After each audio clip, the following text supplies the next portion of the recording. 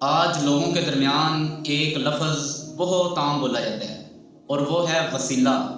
کئی لوگ اب بزرگوں کو وسیلہ بنا لیتے ہیں، کئی لوگ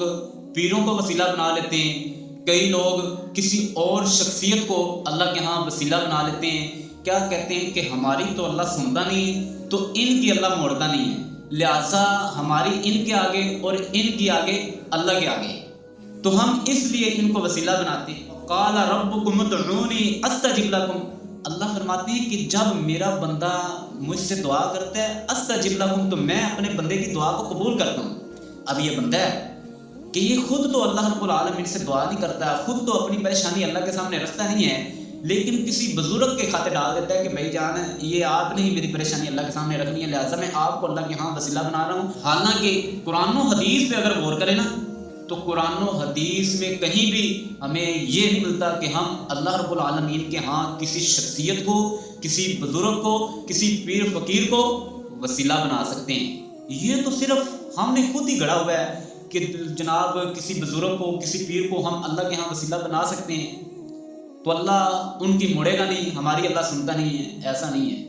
تو اب سوال پیدا یہ ہوتا ہے کہ کیا کوئی ایسی چیز ہے کہ جس کو ہم اللہ رب العالمین کے ہاں وسیلہ بنا سکتے ہیں، اس کو اللہ رب العالمین کے سامنے رکھ کے اللہ سے فریاد کر سکتے ہیں، اللہ سے دعا کر سکتے ہیں؟ جی محترم بھائیو، ایک ایسی شخصیت ہے، ایک ایسی ذات ہے جس کو ہم وسیلہ بنا کے اللہ رب العالمین سے اپنی فریاد کر سکتے ہیں، دعا کر سکتے ہیں، اور وہ ذات اللہ رب العالمین کی ہی ذات ہے۔ ہم اللہ کے نام اللہ کے سامنے رکھ کے، اللہ کے ناموں کو پکار کے اللہ سے دعا کر سکتے ہیں، اللہ کے ناموں کو اللہ کے ہاں وسیلہ بنا سکتے ہیں۔ یا رحمان، یا رزاق، یا علیم، یا غفار، یہ قرآنی وسیلے ہیں، یہ اللہ رب العالمین کے نام ہیں۔ ان ناموں کو پکار کر اللہ رب العالمین سے بندہ دعا کر سکتا ہے۔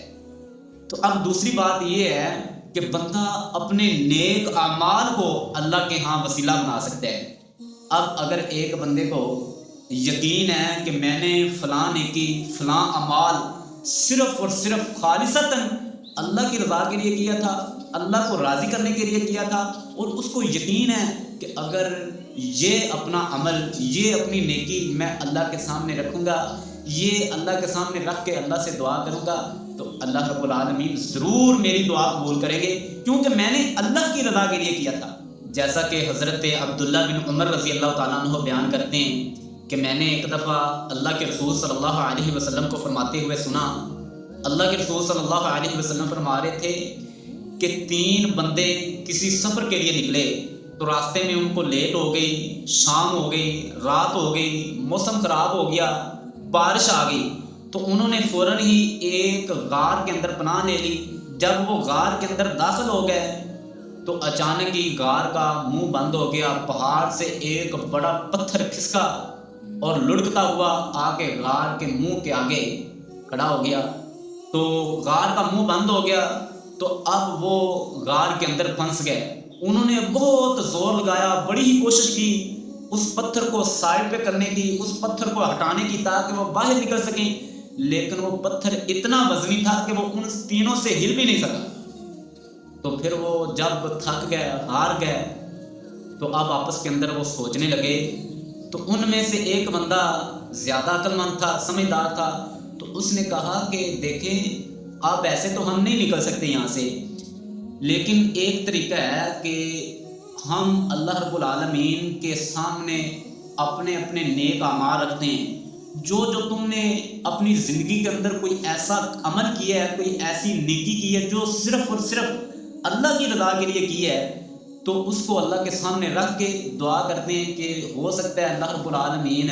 ہمیں اس مصیبت سے، اس پریشانی سے نجات دے۔ تو لہٰذا تینوں بندوں نے دعا کی۔ سب سے پہلا بندہ دعا کرتا ہے کہ اے میرے پروردگار، تو جانتا ہے کہ میں اپنے ماں باپ کے ساتھ کتنی محبت کرتا تھا، کتنا پیار کرتا تھا۔ میں سب سے پہلے دودھ دھو کے اپنے ماں باپ کو پلایا کرتا تھا، بعد کے اندر اپنے بیوی بچوں کو پلایا کرتا تھا۔ اے اللہ، ایک دن میں اپنی بکریاں چرانے کے لیے تھوڑی دور چلا گیا، واپس آنے تک مجھے شام ہو گئی، لیٹ ہو گئی، رات ہو گئی، تو جب میں گھر پہنچا تو میرے ماں باپ سو چکے تھے، اور میں یہ بھی نہیں چاہتا تھا کہ میں ان کی نیند خراب کروں، ان کو جگاؤں، لہٰذا میں نے جانوروں کا دودھ دھویا اور اپنے ماں باپ کے سرہانے کھڑا ہو گیا، جب کہ میرے بچے رو رہے تھے، میں نے ان کو دودھ نہیں پلایا۔ میں ان کو پہلے دودھ پلا سکتا تھا، لیکن میں اپنے ماں باپ کا انتظار کرنے لگ گیا، حتیٰ کہ صبح ہو گئی۔ جب میرے ماں باپ بیدار ہوئے تو میں نے سب سے پہلے ان کو دودھ پلایا، اس کے بعد اپنے بیوی بچوں کو دودھ پلایا۔ اے اللہ، اگر وہ کام، وہ عمل میں نے صرف تیری رضا کے لیے کیا تھا، تجھے راضی کرنے کے لیے کیا تھا، تو اے اللہ اس پتھر کو اتنا ہٹا دے کہ ہم باہر دیکھ سکیں، باہر والی روشنی اندر آ سکے۔ تو اللہ رب العالمین نے اس کی دعا قبول کر لی، تو اس پتھر کو اتنا ہٹا دیا کہ روشنی اندر آنے لگی، وہ باہر دیکھ سکتے تھے۔ پھر اسی طرح دوسرے بندے نے دعا کی، اے میرے پروردگار، میری ایک چچا ذات تھی جسے میں بہت زیادہ محبت کرتا تھا، بڑی شدید محبت کرتا تھا، میں اس کے لیے کچھ بھی کر سکتا تھا، اور میں نے اسے زندگی کے اندر کئی بار گناہ کی دعوت دی تھی، میں اس کے ساتھ گناہ کرنا چاہتا تھا، بدکاری کرنا چاہتا تھا، لیکن وہ ہر بار مجھے منع کر دیتی تھی۔ ایک دفعہ ایسا ہوا کہ قحط سالی آ گئی اور وہ مجبور ہو کے میرے پاس آئی مجھ سے مدد مانگنے کے لیے، تو میں نے اس سے کہا کہ میں تجھے 120 دینار دوں گا، لہٰذا مجھے تم اپنے آپ پہ اختیار دے دو۔ لہٰذا مجھے اس نے اپنے آپ پہ اختیار دے دیا، وہ گناہ کے لیے تیار ہو گئی، لیکن جب میں اس کی دونوں ٹانگوں کے درمیان بیٹھ گیا، میں گناہ کرنے ہی والا تھا کہ اس نے کانپ کر کہا، کانپنے لگ گئی، اے اللہ کے بندے، اللہ سے ڈر جا اور میری بکارت کو، میرے کمارے پن کو بغیر نکاح کے مت توڑ۔ تو میں اللہ سے ڈر گیا، میں فوراً پیچھے ہٹ گیا، میں گناہ سے پیچھے ہٹ گیا، اور میں نے اس کو جانے دیا۔ میں نے اس کو وہ 120 دینار بھی دے دیے، اور میں نے اس سے کہا کہ تم چلی جاؤ۔ اے میرے پروردگار، وہ گناہ اگر میں نے تیری رضا کے لیے چھوڑا تھا، تیرے ڈر سے چھوڑا تھا، تو اس پتھر کو اتنا ہٹا دے کہ ہم آسمان کو دیکھ سکیں۔ تو اللہ نے اس کی دعا قبول کر دی،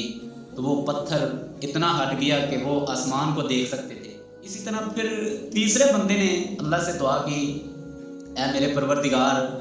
میں نے ایک مزدور رکھا تھا کچھ چاولوں کے عوض، تو اس نے سارا دن مزدوری کی، جب اس کی مزدوری کا ٹائم ہوا اس نے مجھ سے مزدوری مانگی، تو میں نے اس کو وہ چاول دیے، تو لہٰذا اس نے نہ دیے، وہ ہو سکتا ہے کہ وہ زیادہ چاہتا ہو تو وہ مزدوری چھوڑ کے چلا گیا۔ میں نے اس کی مزدوری کو ضائع نہیں کیا، بلکہ اس کی مزدوری کو میں نے کاروبار کے اندر لگا دیا۔ اس مزدوری سے میں نے بکریاں بنا لی، گائیں بنا لی، اور بھی مال بنا لیا۔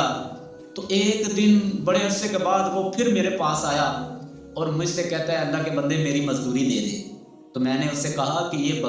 بکریوں کا ریوڑ، یہ مال، یہ مویشی، یہ سب تیرے ہیں، لے جا۔ تو وہ کہنے لگا، اللہ کے بندے مجھ سے مذاق نہ کر، لہٰذا میری مزدوری دے دے۔ تو میں نے اس سے کہا کہ میں تو اس سے مذاق نہیں کر رہا، یہ واقعی تیرا مال ہے، لے جا، میں نے تیری مزدوری کو کاروبار کے اندر لگا دیا تھا، ضائع نہیں کی تھی۔ اے اللہ، اگر یہ عمل کہ میں نے اس کی مزدوری کو بڑھایا، یہ عمل میں نے تیری رضا کے لیے کیا تھا، خالصتاً تیری رضا کے لیے کیا تھا، تو اے اللہ اس پتھر کو اتنا ہٹا دے کہ ہم باہر نکل سکیں، ہم آزاد ہو سکیں۔ تو اللہ رب العالمین نے اس کی دعا کو بھی قبول کیا اور پتھر کو ہٹا دیا، مکمل ہٹا دیا کہ وہ بندے باہر آ گئے۔ تو محترم بھائیو، اسی طرح نیک اعمال جو خالصتاً بندے نے اللہ کی رضا کے لیے کیے ہیں، اگر ان کو اللہ کے سامنے رکھ کے بندہ دعا کرتے ہیں تو اللہ رب العالمین قبول کرتے ہیں۔ ویسے بھی اللہ رب العالمین اپنے بندے سے اتنی محبت کرتے ہیں، اللہ اسی انتظار کے اندر رہتے ہیں کہ کب میرا بندہ میری طرف آئے، مجھ سے دعا کرے تو میں اللہ اپنے بندے کو معاف کر دوں۔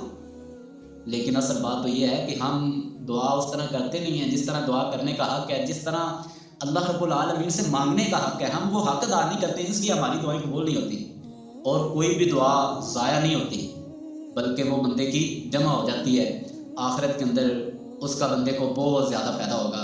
تو محترم بھائیو، اللہ رب العالمین سے دعا ہے کہ اللہ ہمیں حق بات سمجھنے کی توفیق عطا فرمائے۔ وآخر دعوانا ان الحمد للہ رب العالمین۔